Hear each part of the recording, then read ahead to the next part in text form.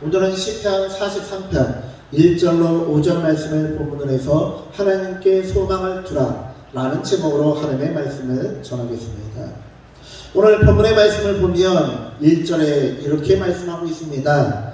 하나님이여 나를 판단하시되 경건하지 아니한 나라에 대하여 내 성사를 변호하시며. 1절에 나와 있는 이 경건, 이것은 경건으로 해석된 해석되는 여러 뜻이 있지만 보통 자비, 사랑, 긍휼 등의 뜻을 가지고 있습니다. 즉 경건하지 아니한 나라라는 말은 하나님을 믿지 않고 하나님을 안중에도 두지 않는 삶을 말하는 것입니다. 왜 거지 나사로와 부자 비유에서 보통 사람들이 생각하는 부자는 하나님께 복을 받았다고 생각하는 부자는 오히려 천국을 가지 못하고 왜 거지는 천국에 갔습니까? 이것을 다른 말로 바꿔서 설명을 해볼까요? 이것을 다른 말로 다른 사람으로 바꾸자면요 무엇이냐? 이것은요 누가 지금 방송을 켜신 것 같은데 좀 꺼주시면 좋겠습니다. 하울링이 나거든요. 좀 꺼주시면 감사하겠습니다. 이것은요 다른 것으로 얘기하면요 민족을 팔아먹는 매국노라고 할 수 있는 이 세리, 마태와 같은 세리는 천국에 가는데 목사님은 천국에 못 갔다는 뜻이에요. 희한하죠.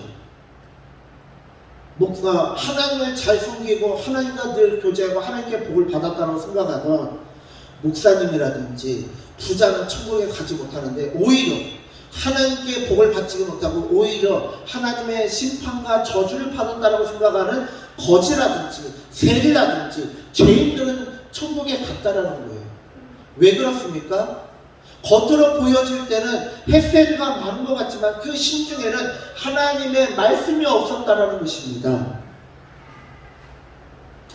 말로만 입으로만 하려고 어떻게 라고 떠들고 말로만 신앙, 입으로만 신앙하는 것이고 그 삶은 전혀 하나님의 말씀은 안중에도 없었다라는 것을 뜻합니다.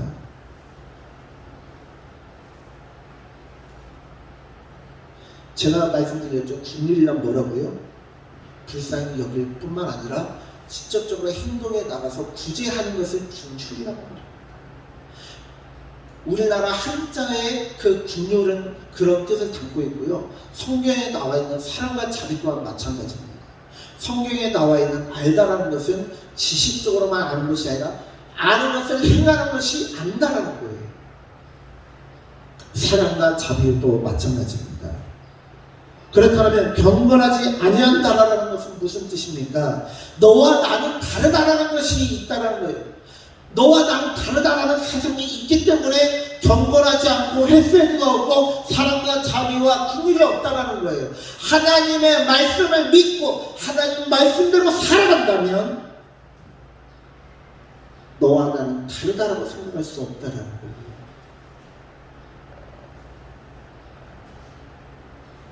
경건하지 아니한 나라는 무슨 뜻입니까? 그것은요 타 종교와 기독교의 차이만큼 큰 차이가 있습니다. 타 종교, 제국주의적 종교들은 어떤 특징이 있습니까? 기독교에서 믿는 우리의 하나님, 하나님께서 우리에게 말씀하시는 바와 타 종교에서 제국에서 섬기던 그 종교는 다릅니다. 제가 주보에도 써놨지만 이스라엘 사람들은 애굽에서 종살이를 하였습니다. 바벨론에게 포로로 끌려갔습니다. 로마의 식민지가 되었습니다. 그런데 오늘날 포로가 되었고 종살이를 하였고 식민지가 되었던 그 하나님은 오히려 전 세계의 하나님이 되신 반면에 애굽의 종교, 바벨론의 종교, 로마의 종교는 지금 아무런 영향력도 미치지 못하고 있습니다.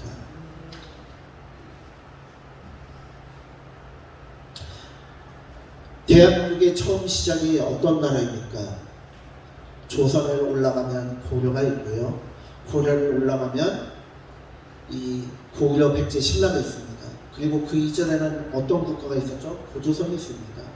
고조선에는 어떤 이야기가 있습니까? 단군 신화가 있습니다.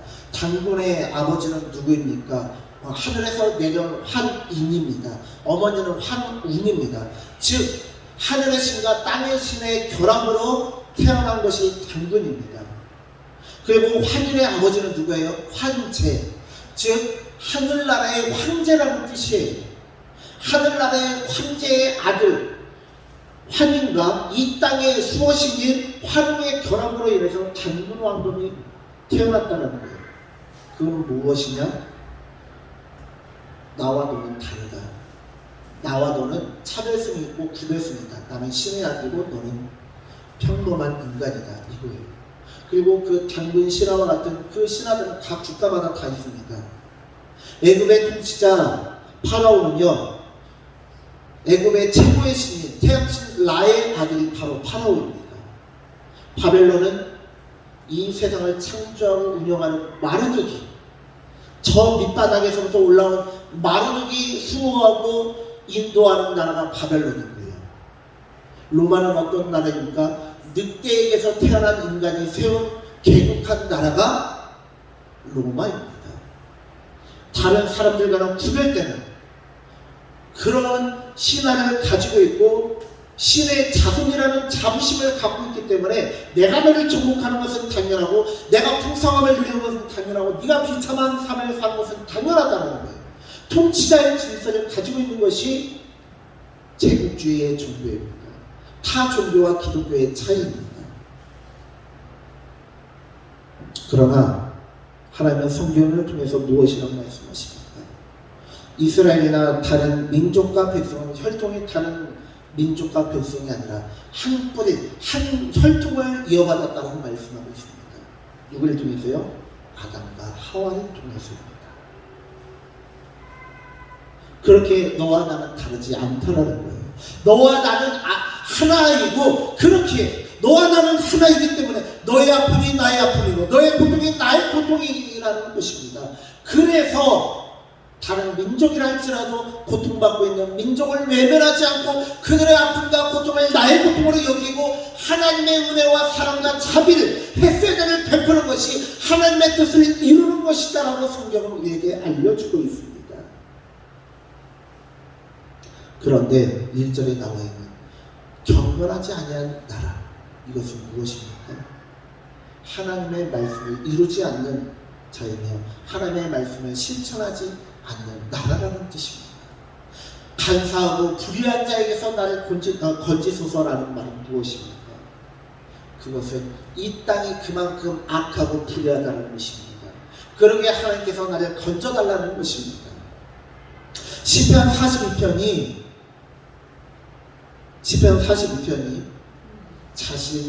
자기 자신과의 내적인 대화이고 43편은 외적인 대화입니다. 쉽게 얘기해서요, 내적인 대화라는 것은 무엇이냐?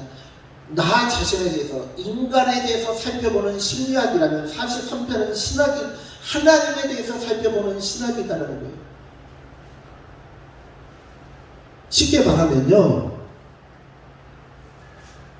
42편은요, 너 그동안 잘해봤잖아. 하나님께서 너를 어떻게 돌보시고 어떻게 구원하셨는지 알잖아. 왜 좌절하고 낭만이 힘내? 그렇게 자기 자신을 스스로에게 독려하면서 격려하는 것이 심리학이고 내적인 대화라면 외적인 대화이자 신학이란 무엇입니까? 하나님의 도우심을 강구하는 거예요. 시편 42편과 43편에 보면 43편 5절에 나와 있는 내 영혼아 내가 어찌하여 낙심하며 어찌하여 내 속에서 불안해하는가, 이 말이요 똑같은 말이 3번이 반복됩니다. 42편에 2번 나오고요 43편에 1번 나옵니다. 3번이나 반복돼서 나옵니다. 시편 42편에서의 이 고백은 무엇이냐? 시편 42편에서 이 고백은 나 자신한테 외치는 말고 나 자신을 격려하면서 포기하지 말라고 얘기하는 것이라면 43편 5절의 말씀은 나에게 말하는 것 같지만 하나님 앞에 신앙의 고백으로 말씀을 드리는 거예요. 우리가 가정에서도 보면 종종 이렇게 얘기할 때가 있잖아요.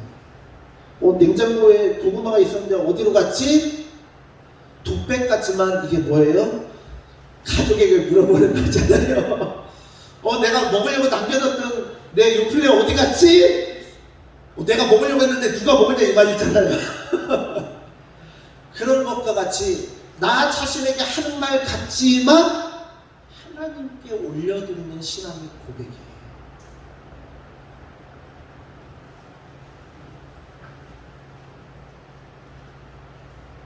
타 종교의 신들은 언제나 승리를 선포할 때 기독교의 하나님, 우리가 믿는 하나님은 언제나 넘어짐을 말씀하셨습니다. 그리고 타 종교의 신들은 부서지고 넘어지고 실패하면 그것으로 끝이다라고 말하지만 기독교의 하나님은요, 우리가 산산조각 나고 박살이 난다 할지라도 가루가 된다 할지라도 희망이 있다라고 말씀하십니다. 왜요? 우리는 인간 무엇으로 만들어졌어요? 흙으로. 그리고 원어를 살펴보면 그 흙보다도 못한 먼지로 만들어졌습니다. 우리를 존귀하게 만드는 것이 뭐예요? 하나님의 순교예요. 하나님의 호흡이에요. 인간은 부서지고 깨지고 먼지로 돌아간다 할지라도 하나님께서 우리 안에 계신 그 하나님께서는 새로운 일을 행하시고 새 일을 행하시고 새로운 하늘과 새 땅을 만드시고 새로운 육신과 새로운 생명을 주실 수 있는 분이다라고 말씀하십니다. 사방에 우겨쌈을 당한다 할지라도 하나님께서는 새 길을 만드시는 분이다라고 성경은 선포하고 계십니다. 20세기의 차들은 튼튼하게 만드는 것을 목적으로 하였습니다. 그렇게 20세기의 자동차들은요, 사고가 나면 차는 멀쩡한데 교통사고가 날 때 그 강력한 충격을 차 안에 사람이 온전히 받아서 부상을 당하거나 죽는 경우가 종종 있었습니다. 그런데요, 21세기에 들어와서 21세기의 자동차는 차는 박살날지언정 사람은 충격을 받지 않고 멀쩡하게 만들기 시작했습니다. 왜요? 차는 돈 주고 살 수 있지만 사람은 돈 주고 살 수가 없잖아요. 차를 살 정도의 재력을 가진 사람이 내가 편리하게, 아늑하게, 안전하게 살려고 자동차를 사는 것이지 자동차를 위해서 숭배하려고 차를 사는 게 아니잖아요. 차를 또 사면 되지만 내 목숨 또 살 수 없잖아요. 그래서 21세기의 자동차는요, 20세기의 자동차들은 강철로 만들어서 강철끼리 부딪혀도 별로 부서지지 않지만 사람의 그 충격을 받게 만들었지만 21세기의 자동차는 어때요? 21세기의 자동차는 튼튼하게 강철로 만들지만 그 안에는 유연성을 첨가해준 연철을 섞어서 유연성과 그 탄력을 집어넣어서요, 이 자동차는 완전히 박살이 나고 찌그러지고 폐차를 시켜야 되지만 차 안에 있는 사람은 온전한 경우가 많습니다. 타 종교는 어떻습니까? 타 종교는요, 마치 자동차와 같아서 사람이 신에게 재물과 충성을 바치는 반면 신은 그 사람에게 안정과 풍성을 보장합니다. 즉 거래하는 관계이고 주고받는 관계이고 비증시적인 사무적인 관계입니다. 그러나 하나님과 우리의 관계는 어떻습니까? 하나님 아버지와 자녀의 관계입니다. 무엇인가 거래하는 관계가 아니라 사랑을 주고받는 관계이고 깊은 교제를 나누는 관계이며 하나 되는 관계입니다.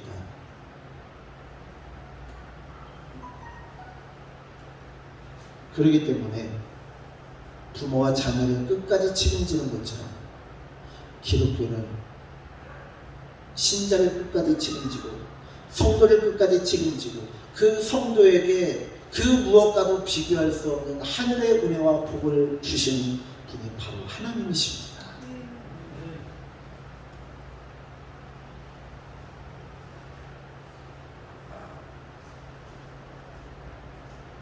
그렇게 제가 처음에 장황하게 타 종교와 기독교의 차이를 말할 이유가 여기 있습니다. 요한복음 14장 6절의 말씀에서는 이렇게 우리에게 알려주고 계십니다. 함께 합독하겠습니다. 내가 곧 길이요 진리요 생명이니 나로 말미암지 않고는 아버지께로 올 자가 없느니라. 아멘.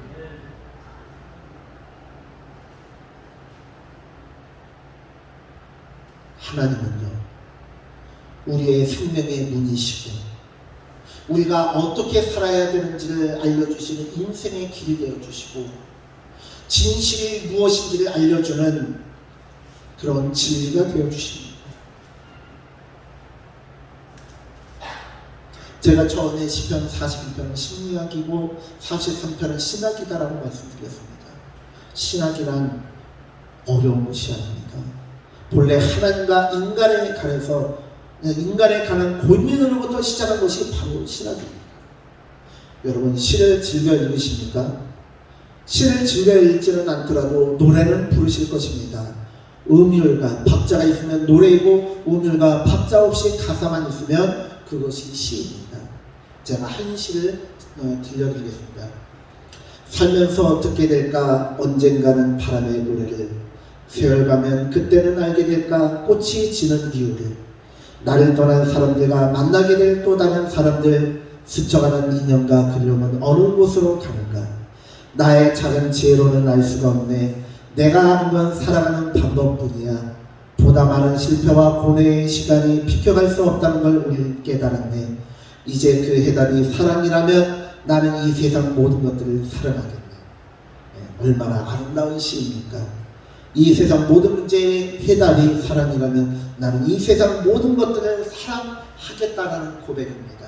그리고 이 시의 정체는 무엇이냐? 남겨주세요. 조용필의 바람의 노래라는 가요입니다. 음률이 있으면, 박자가 있으면 그것이 노래고요. 그것이 없으면 시예요. 비록 가요이긴 하지만 얼마나 아름다운 시입니까? 살면서 듣게 될까? 안 돼? 이게? 네. 제가 이걸 몇 번이고 노래를 들었는데요. 정말 가사가 웬만한 이 복음성가보다 더 은혜롭더라고요. 살면서 듣게 될까? 네. 오랜만에 해보려니까 안 되네요. 역시 저는 찬양만 해야 되는 목사인가 봅니다. 비록 가요이기는 하지만 인생의 의미와 방향성에 대해 깊은 고민을 하며 나름대로의 답을 내놓는 노래이자 시입니다. 조용필 씨의 노래와 마찬가지로 신학이란 말 그대로 하나님과 우리의 관계를 고민하는 것입니다. 신학이 어렵다라면 그저 신학이 고민이라고 생각하셔도 됩니다. 배울 학이라는 글자가 들어가는 순간 어렵게 느껴지지만 신학은 뭐예요? 우리가 이 세상을 살아가면서 나 자신의 힘으로 어찌하지 못하는 고난과 고통의 시간 속에서 하나님을 의지하고 극복하고 넘어가는 것이 아니겠습니까? 고난의 장벽 너머에 숨겨져 있는 그 하나님의 축복을, 하나님께서 예비하신 복을 바라볼 수 있는 영안이 열리는 것이 바로 신학이며 신앙입니다. 시편 43편이 신학이라고 말씀드린 것은 평소에는 하지 않았던, 형통할 때는 할 필요가 없었던 하나님과 자신의 관계에 대한 깊은 고민과 생각을 통해 하나님에 대해 더 깊이 깨닫는다는 뜻입니다. 그리고 하나님께 불을 짓는다는 것입니다. 하나님 도와주세요.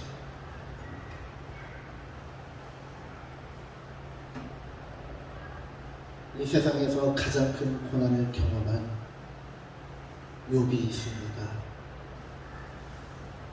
욥과 함께 평생을 살을 맞대고 살아왔던 그 아내마저도 하나님을 저주하며 죽어라, 자살해라 라고 얘기를 하더만 그 고난의 순간 욥은 평안의 시간에 하지 못하고 깊이 들어가지 못했던 하나님과의 그 깊은 묵상과 교제 가운데 들어갈 수 있었습니다. 지난주에도 말씀을 드렸지만 그래서 기도라고 하는 책이 있습니다. 저도 아직 구입하지 못했지만 이번에 다른 책 안녕 기독교라는 책을 구입을 했는데요. 감리교 목사님이시고 저보다 나이가 어리신 목사님이더라고요. 올해 목사님수를 받았어요. 그런데 이 책의 내용을 보면은 어떻게 이렇게 깊은 묵상을 하고 이렇게 깊은 신앙의 본질에 대해서 고민을 하고 글을 썼을까 싶은 글귀들이 참 많이 있습니다. 저보다 나이는 어리지만 제가 참 존경하는 목사님인데요. 이분이 올해 초에 새롭게 출간한 그래서 기도라는 책에 한 글귀가 있습니다. 기도가 깊어질수록 하나님 아버지 품으로 들어간다.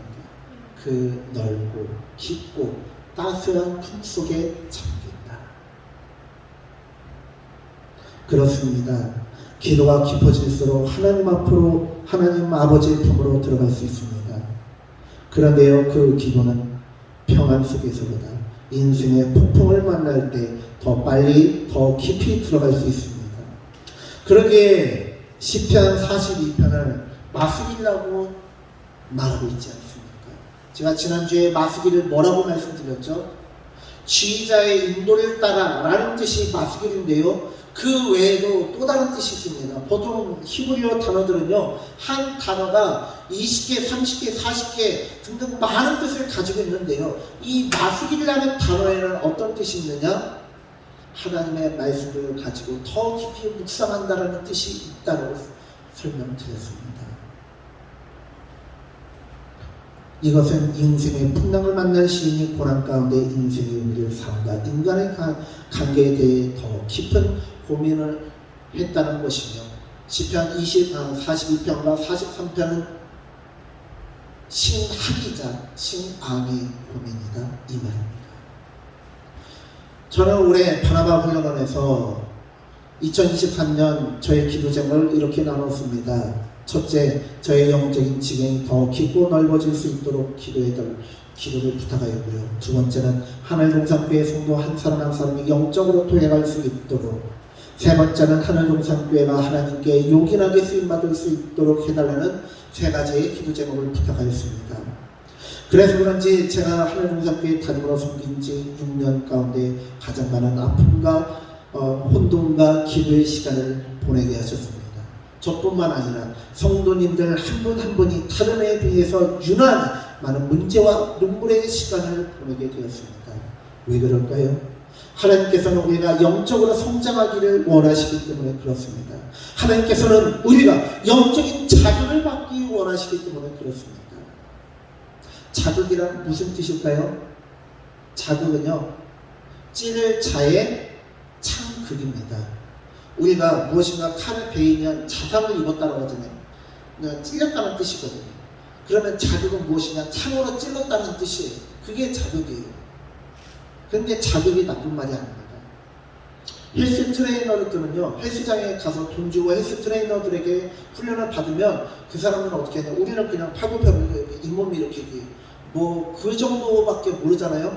그런데 그 사람들은요, 우리 온몸 구석구석에 숨겨져 있는 그런 근육까지도 자극하는 운동을 시킵니다. 자세와 태도와 운동을 통해서 온몸 구석구석의 근육을 자극시켜서 온몸이 정말 골고루 근육이 성장할 수 있도록 훈련을 시킵니다. 마찬가지로 영적인 헬스 트레이너이신 하나님께서도 우리를 가만히 내버려 두는 것이 아니라 우리의 영적인 근육을 자극시켜주세요. 우리가 생각지도 못했던 고난과 고통을 통해서, 환난을 통해서 우리의 영적인 이 근육을 자극시키고 발달시켜 주십니다.